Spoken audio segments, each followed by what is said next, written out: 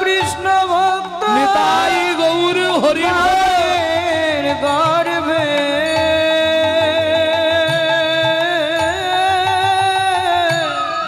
জন্ম দিও মোরে।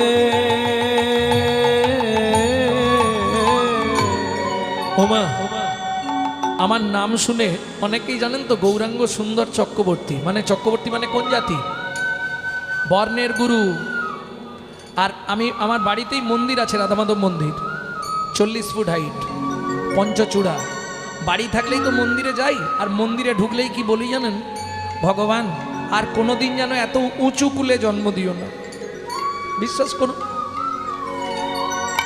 আমি মুচি হইয়া সুচি হব, আমি